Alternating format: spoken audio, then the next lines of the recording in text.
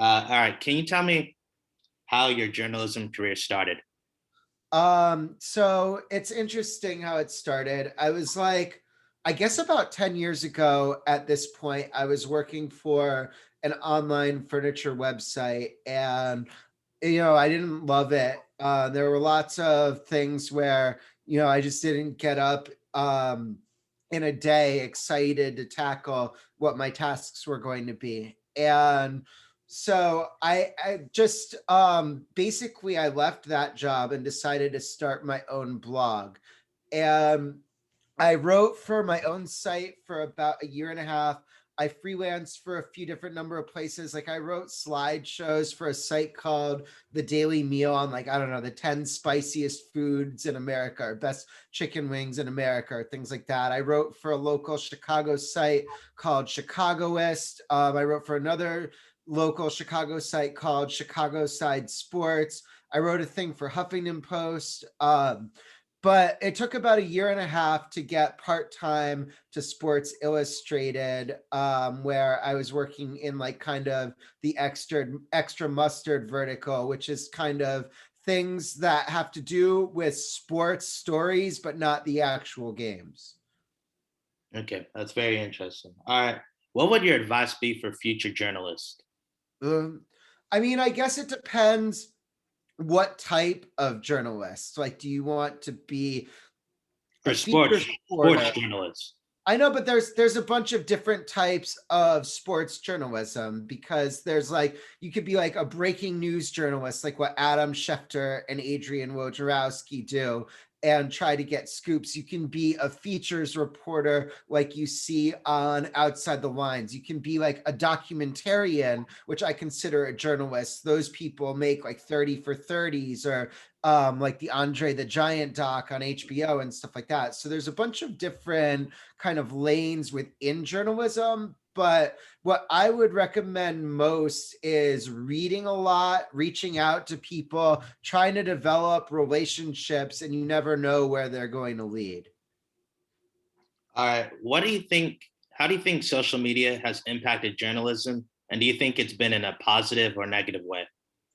Uh, there's been some positives and there's been some negatives. In a way, it's democratized journalism in the sense that if you can build a social following on your own, you don't necessarily need an outlet to back you. Like there are lots of people who, if you look at like Barstool, now they're not journalists, but they built this brand really from scratch on their own without the help of institutional distributors. And I don't think that it would have been nearly as rapid a rise for them if they weren't able to leverage especially Twitter, but also Facebook and Instagram and other platforms. Now, I also think that it is there are certain social media platforms that amplify stories that wouldn't necessarily galvanize the public if people had to rely on kind of like traditional methods of distribution. And so I think that in some ways social media has led some journalists to kind of amplify short-term noise at the expense of doing stories with some deeper meaning, because it just like if you look at the way page views work, if somebody writes like a 5,000 word like immaculate profile, let's say they've discovered like something new somehow about like Zion Williamson or something like that, like some subject, and they took months to kind of put it together, and it's this gorgeous piece of writing. A page view on that counts the same as like oh, JJ Watt and his fiance, I'm not picking on them, but like they went to Hawaii for their honeymoon. And so those two stories might get the same amount of clicks, but you would think that like one of them has a lot more value. All right. You previously worked at the Big Lead and Outcake. Can you tell me how you approach your job at two really different companies? I kind of approach the job the same way where I'm just looking for stories if it is already out there and somebody else has already discussed it, then I hope to add new value to it in a way that if you click my story, you learn something or think about something a different way, even if it's something that you had already thought about. Um, or I try to identify stories that I think that most people haven't heard yet and deserve more attention. And so I went about that with the same strategy at both outlets, but obviously the topics that the two sites are into, there's a little bit of a Venn diagram overlap. They're clearly both interested in sports and sports media, but Outkick is also more into politics, like purely politics, than the Big Lead is. Okay, I see you have a Packer gear or stuff Packer behind. Wall, yeah. Yeah, Packer wall behind you. What did you think of their season, and do you think they can win a Super Bowl with Aaron Rodgers' remaining tenure? It's frustrating, Brian, because they had a great season. They went 13-3 and reached the NFC title game for a second consecutive year. This year, I don't think that the Bucks were better than the Packers. Last year, the 49ers just whipped them from like beginning to end, and you're like, it's this is, I'm sad the season's over, but the Packers lost to a better team. There were like 5 or 6 moments in that Bucks Packers game where if they go the other way, like we just think that the Bucks won and there wasn't kind of any like flickers of fortune in there. But like you can go all the way back to the end of the first half when Aaron Rodgers threw an interception and then Brady hit Scotty Miller behind the like baffling uncovering defense for a touchdown. You can look at that 4th and 8 play, the play before it. If Rodgers he threw the ball away, but he had 5 or 6 yards and maybe a touchdown if he beat one guy if he ran. If he runs and it's like 4th and 2, 4th and 3, that might be a different decision for Matt LaFleur than whether to kick the field goal. And then on their defensive possession, there was kind of a tic-tac pass interference call that that if they picked up that flag like the referees had done on close contact plays the rest of the game, all of a sudden the Packers have the ball with one timeout, like a minute and a half left, needing a touchdown to win. And who knows what happens there. So this one hurt me for longer than last year's did, and it still kind of does. I think that they could win the Super Bowl again. I mean, they've got what, like a 1-7, 1-8, maybe 1-12 chance at it next season. I mean, I would think that their odds to win are just about as good as anybody's in the league. All right, and you're also a Wisconsin Badger football fan, right? Yeah. So they kind of have a ceiling, in my opinion, on whether they can win. A lot of things kind of have to go their way, but they do have, I think, one of their best quarterbacks in Graham Mertz since maybe Russell Wilson. So, what are your chances on them maybe competing for a national championship, and what do you think they have to do to get there? Well, there's a quarterback, Brian, in between those two where if Graham Mertz plays that well, the Badgers are going to be in good shape. I mean, Scott Tolzien, he's not Russell Wilson level caliber, but like that's a guy who spent a number of years on NFL rosters with the Packers and the Colts. And so like he's, if you look at his stats in Madison, he was really a very good quarterback. And I think if Mertz plays that well with some of the recruiting classes they're getting in now, it's like always going to be difficult. Everything's going to need to break right for them to beat Ohio State in that Big Ten title game in Indianapolis, thus getting into the 4-team playoff. It almost happened 2 or 3 years ago. I mean, they were down 6 with like the ball and they got stalled by a holding penalty where like they were marching on that drive before that. And if they had scored, they probably had a berth in the 4-team playoffs. So I think you're right that on most years they do have a ceiling, but one like right roll of the dice, and I think that they can make the college football postseason, especially once it expands to 8 teams. Are you a Milwaukee Bucks fan? Um, Yeah, so I root for Wisconsin sports teams straight across the board, but the Packers and Badger football and the Brewers are clear tiers ahead of the Bucks, and probably also at this point Badger basketball. So I do root for them, but I don't think like I'm going to be sitting here wallowing in misery like 2 months after a Bucks loss, like I still am with the Packers. All right, the media has taken a lot of criticism. Fake news is one of the terms that's been going around. Do you think the media deserves some of the blame that it gets, and what can it do to maybe make have a better relationship with the public?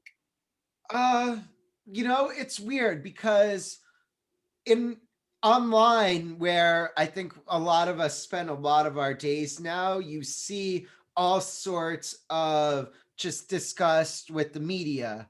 But those conversations don't like permeate in like if I'm getting dinner with friends, like it's rare that somebody is going to bring up some like deep rooted media critique.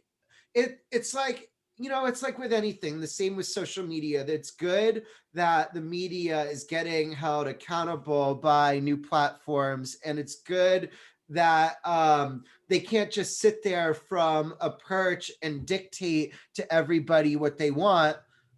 But on the flip side, I also think, to your point, that there's been an erosion of trust in them that's a little bit unhealthy for our broader society.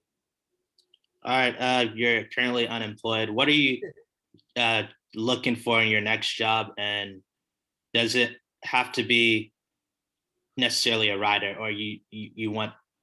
What are you looking for in your next job? That's basically what I want. Yeah, I mean, I ideally I can find a platform where I can write, do audio and do video. I was doing much more audio and video at the Big Lead before I joined Outkick. And at Outkick, the focus that they really wanted us on was supplying the website with written content. I would like to write. I've come up as a writer, and I hope that, like, Bill Simmons and Tony Kornheiser always joke about how their fingers stopped working. I hope that there's always like a time where I'm doing work as a writer, but I want to kind of branch out because it seems to me that just the financial opportunity is much greater in audio and video. And I recognize that I'm probably not as talented a broadcaster as I am a writer yet, but it's something that I want to keep working on, and so that I can use all of those tools as a way of driving kind of income and relevance. All right, who's your favorite writer to read, and Hmm. why? Man, that's a really tough question. I mean, right, the favorite writer right now, or the favorite writer like who has like in the past, or what? Whatever you want to tell me. I mean, I read a lot of different stuff. Like I like reading Matt Taibbi, Andrew Sullivan, Glenn Greenwald on their Substacks right now. I read the New Yorker, I read New York Magazine, like I have subscriptions to those. Historically, I love Mike Royko. He's a former Chicago columnist. He wrote an incredible book called Boss about the Mayor Daley in Chicago, and it was like, oh my god, this is like a type of piece of journalism I wish, like, if I can write one thing like this in my life, I'll have considered myself a success. In sports now, it's interesting because so many of the big writers have transitioned to audio and video. And so I mean, like, you look at like the Barstool people came up as bloggers. They still have writing on the site, but the people there like Portnoy and Big Cat, PFT commenter, etc., the biggest people for the most part are making podcasts and videos. It's the same with like a lot of the people at ESPN. I mean, I like reading the information that Woj has now, but he's not like kind of doing just these like very impactful columns that he was doing at Yahoo that were combining original reporting with like strong opinion. Like I loved reading those at that point, and I don't know that that kind of exists in writing at the moment, you know? Hmm. All right, I have a personal question.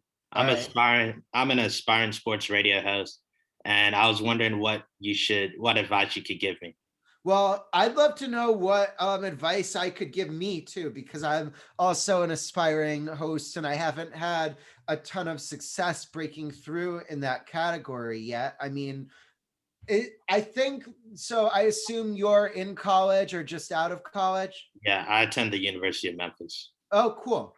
I mean, so what I would say for you is get a show on the student radio station. I mean, start a podcast. I mean, you're interviewing me, so you're clearly you're reaching out to people and interviewing them. But I think that if you start a talk show on the student station at Memphis, then try and like get in as a producer in like maybe like ESPN Radio Memphis. That's kind of how a lot of radio people came up, like Jeffrey Wright, who hosts in ESPN Radio in Memphis and is a friend of mine. I've gone on his show a number of times. He started out as a producer for Jeff Calkins. And so eventually, Eric Hasseltine left the station and a spot opened up for him to become an on-air host. And I think that's the way that it seems to work in a lot of markets for people who want to be hosts. All right, Jason Whitlock is one of my favorite sports journalists. What are your thoughts on him and his fearlessness? You know, Whitlock obviously is very polarizing, and you know that by the way that you asked that question. So my relationship with him has gone back probably 6, 7, 8 years at this point. There have been times where he's been incredibly nice about my content, and there's been times where he's been incredibly mean about it. And you know, I think that it's probably been several times more very nice than very mean. And I do appreciate how he was a really supportive colleague of mine at Outkick. I mean, we left for different reasons, but there were a couple of times where I reached out to him where I thought that he gave me some really good advice. And so I've always, look, I don't always agree with his content, but I always read it because it always makes me think, even if I do strongly disagree with the conclusion that he comes to. All right, if I'm kind of having some trouble reaching out to people. How would you, when you're writing or a story and you're trying to interview someone, how would you reach out to them? There's a variety of tools. I mean, if you can get somebody's phone number, that's probably the way to most likely get them to respond. But also, there are times where if that person doesn't have any familiarity with you, then it can feel a little bit invasive. Just I mean, people are like very busy. It's difficult to get them. I have the opposite problem right now. I have nothing but time. But the I would have I think I would have probably likely done this even if I did have a job, because as I said when we were off the air, I try and reach people, and so I try and also be accessible. But yeah, I mean, sometimes if you email them, that's a good way to get it. I think email is a good hybrid between DM and either texting or calling, because it's no longer really like an immediate medium. I think as like people have grown older, they might check their inbox several times a day instead of having it rolling like text messages are. And so, I mean, don't be afraid to send a follow up, maybe not like the next day or something, but the next week if that someone hasn't gotten back to you. It's possible that it just got like lost in the fray. All right, trying to see what other advice could you give to someone coming up in the media world? Like what would you tell someone that you wish you knew now?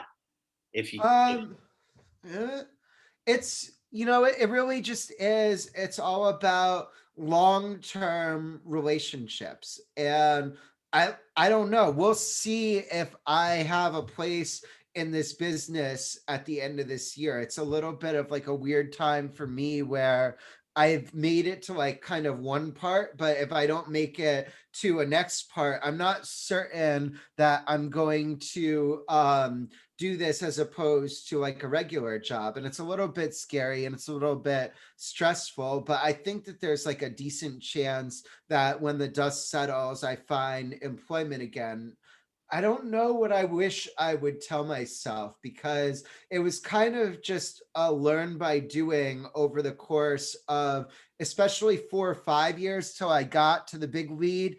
And then Jason McIntyre really took me under his wing, and I had a full time spot there. And I felt like that the stuff that I was making was getting seen not just by a lot of people, but by the right people. So I guess what I'd say is, if you find the editor or the producer or the mentor who's like kind of really willing to stake a position on you, that's worth its weight in gold. And I don't think, like, it's easier for me to say, but don't worry too much about income for a while. Like, if you want to get into sports media, there are some like financial sacrifices that I think a lot of people coming up have to make. And so I am lucky that when I first started, I had support from my parents in this, but there was also like I would buy clothes for 5 or 6 years probably.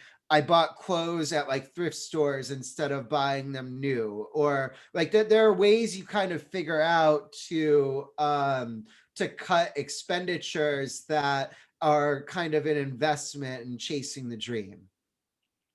All right, one final question. What are your thoughts on the cancel culture? That's a really big hot topic in today's society. I don't know. It's like there's at some point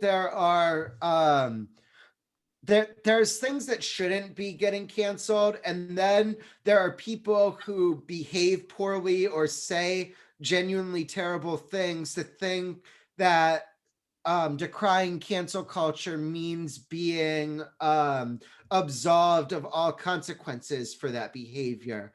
And so it's like the same stuff I was saying before, where like I don't know, I haven't read into all of like the Dr. Seuss stuff, but I'm uncomfortable with the idea that all of these platforms can work together and ban a piece of published literature. Like, I guess you could go and like sell it on a street corner, but to like have it so you can't go buy it on Amazon, you can't buy it on eBay. Like, some of these distributors just have such outsized power that they almost like kind of supersede the right to free speech. And that happened with the New York Post story on Hunter Biden, where Twitter and Facebook and Google all throttled all of the traffic to that story. And by the way, the story wound up being true. Like, I wanted Donald Trump to lose the election.